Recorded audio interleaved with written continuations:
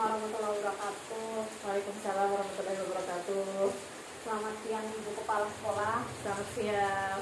Yang menjadi dilema adalah bahwa memang benar di dalam SK perjanjian kontrak kerja dengan guru honor, jika ada guru PNS ataupun guru P3K dalam kurung ASN yang ingin memasuki sekolah, maka guru honorer atau guru kontrak sekolah tersebut bersedia mengundurkan diri dari sekolah ini atau pindah. Nah, yang menjadi dilema saya adalah baru saja dia ditempatkan di sini, baru saja sudah dimasukkan ke dalam SK pembagian tugas, diusulkan ke dalam Dapodik, belum menerima gaji karena harus menunggu dana bos cair. Dia sudah bermodal sepatu, baju, dan lain sebagainya untuk mengajar di kelas. Dia sudah semangat untuk mengajar di kelas. Itu yang menjadi dilema, merasa rasa kasihan. Kalau dengan PNS, dia mungkin bisa ditempatkan di sekolah mana saja. Kalau langsung memberhentikan guru honorer tersebut yang baru saja bekerja, otomatis kita akan mematahkan semangatnya. Itu yang menurut saya menjadi dilema. Ya berarti Bu ya, karena memang ada peraturan ya Bu ya, kalau guru honor mengajar, kalau ada PNS yang masuk bersedia mengundurkan diri, tapi di balik itu kita ada rasa kasihan. Rasa kasihan berarti Ibu nih keadilan dan rasa kasihan. Iya, ya dilema dalam keadilan dan rasa kasihan. Iya, berarti Ibu mengambil keputusan akhirnya seperti apa Bu? Keputusannya adalah dirapatkan dengan Dewan Guru, minta pendapat dan lain sebagainya dengan mempertimbangkan peraturan dan lain sebagainya, lalu diputuskanlah untuk tetap mempertahankan guru honorer tersebut dengan meminta kepada guru PNS yang ingin masuk ke sekolah ini untuk mencari sekolah yang lain yang lebih memerlukan dia, dan jika pun nanti ada kelas rangkap atau kelas paralel, tentulah kami dengan tangan terbuka menerima guru PNS tersebut. Berarti keputusan prinsip yang Ibu ambil adalah rasa kasihan ya Bu ya? Iya, rasa kasihan. Selain memberhentikan kan Bu sesuai peraturan, atau tetap mempertahankan karena rasa kasihan, ada solusi lain nggak menurut Ibu? Mungkin solusi lain, guru tersebut bisa ditempatkan sebagai tenaga kependidikan dan diterima ASN, mungkin seperti itu. Tapi karena dia ijazahnya adalah sebagai seorang tenaga pendidik, kita pakai dia sesuai jalurnya sebagai seorang tenaga pendidik, bukan sebagai seorang tenaga kependidikan. Dan untuk ASN tersebut bisa mencari sekolah lain yang masih banyak memerlukan tenaga guru. Iya, berarti dilemanya itu karena ingin mempertahankan murid agar tetap sekolah. Ya. Kasihan ya Bu ya kalau putus sekolah. Di lain pihak juga anak ini mungkin melakukan kenakalan yang di luar lingkup sekolah. Di luar ruang lingkup sekolah, dan harusnya itu kan tidak menjadi kapasitas kita. Ya, berarti artinya ya mungkin dia melakukan kesalahan ya Bu ya. Ya, kesalahan memang kesalahan fatal, cuman kan itu. Tapi tidak dikerjakan di sekolah ya Bu ya. Sementara kita sayanglah terhadap anak, pengenlah dia berubah ya Bu ya. Supaya siswa itu di mata masyarakat itu kan benar-benar siswa yang berkarakter, dan itu otomatis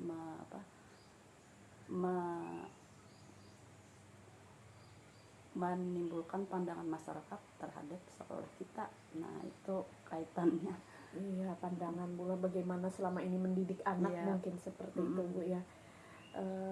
Bagaimana selama ini Ibu mengambil keputusan, apa mungkin langkah-langkah atau prosedur Ibu bagaimana dalam mengambil keputusan? Ya, kalau masalah mengambil keputusan, kita tidak bisa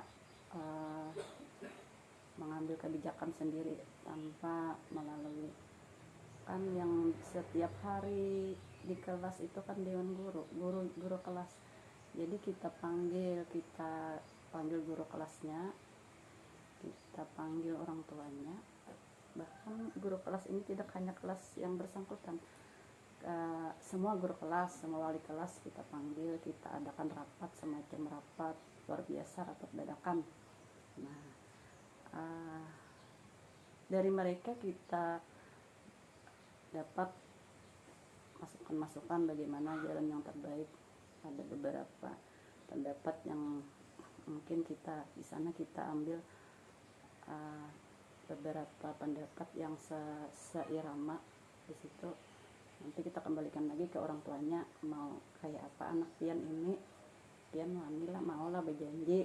Nah, bukan hanya di sekolah kan, perhatian di rumah pun harus lebih diperhatikan, termasuk pergaulannya di luar kayak gitu. Nah, jadi beberapa kali rapat, istilahnya kan mediasi dengan si korban kita panggil.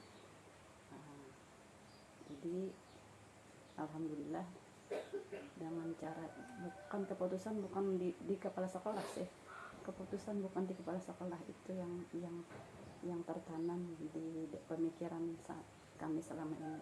Keputusan harus melalui rapat. Alhamdulillah. Berarti dalam mengambil keputusan, setiap keputusan yang ibu ambil selaku pemimpin, yaitu berdasarkan keputusan rapat. Ya, keputusan rapat. Suara terbanyak. Pemimpin yang perlu ditiru ini Bu, karena seorang pemimpin itu bukan seorang diktator ya Bu ya. Ya. Mudah-mudahan istiqomah. Amin. Dalam mengambil keputusan, hal apa yang ibu anggap efektif nih? Kayaknya bagus nih, sebuah diambil jadi keputusan efektif nih. Nah, itu tadi kembali ke atas hasil musyawarah mufakat. Iya, berarti poinnya di situ. Ya. Poinnya di situ ya Bu ya. Tantangan mungkin Bu bagi ibu dari kasus berbagai macam yang ibu hadapi. Kalau tantangan, sebenarnya tantangan ini kan tergantung kita, cara kita menyikapi suatu masalah. Kalau kita anggap tantangan itu adalah motivasi bagi kita untuk lebih bijaksana lagi ke depannya, itu mungkin tantangan yang positif. Nah, kalau tantangan yang negatif, ya tadi kan ada beberapa masalah yang harusnya diselesaikan di luar, terbawa-bawa ke sekolah, di sekolah itu mungkin masyarakat. Nah, tantangannya di masyarakat yang mungkin kurang kerjasamanya mereka di dalam hal pendidikan itu masih kurang efektif lah. Jadi istilahnya masyarakat ini yang buruknya aja, yang bila ada yang buruknya itu di dampaknya sekolah di mana. Nah, itu pemahaman masyarakat, istilahnya pemahaman masyarakat yang masih kurang dalam hal seperti itu. Mungkin karena daerahnya juga ya Bu, lingkungan. Apakah dalam penyelesaian masalah ibu punya ada jadwal tertentu di sekolah ibu atau gimana ibu? Kalau jadwal kita kan 1 bulan sekali itu ada dijadwalkan rapat Dewan Guru. Nah, 1 bulan sekali di awal bulan itu di samping membahas masalah-masalah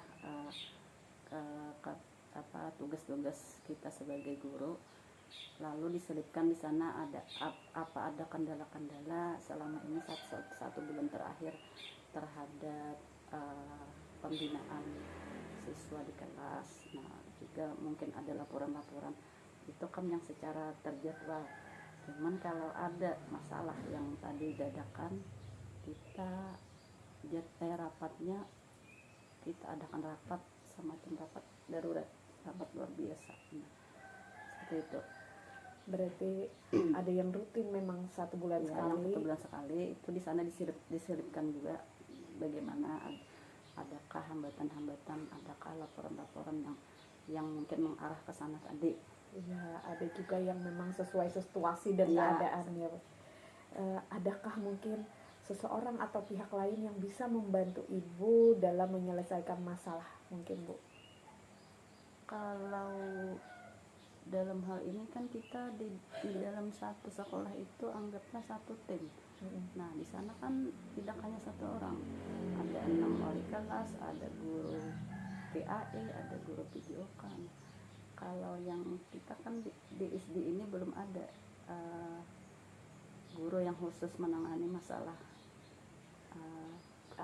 konseling ya Bu ya ya. konseling. Nah sebenarnya kami mengharap di SD ada semacam guru konseling yang mungkin di situ ranah beliau, ranah mereka untuk menyelesaikan hal-hal yang kita tidak ada kemampuan. Nah itu kalau selama ini kami atasi bersama aja, atasi bersama tadi mungkin sekali-sekali melibatkan ketua komite. Ketua komite kan ada juga andil beliau di sana sebagai pelindung sekolah dan narah hubung antara sekolah dan masyarakat. Mungkin kalau di atas itu selain komite apa Ya, lagi Bu? kalau ke atas kita kadang ke pengawas pembina, di sana minta arahan, lanjut ke bagian PTK.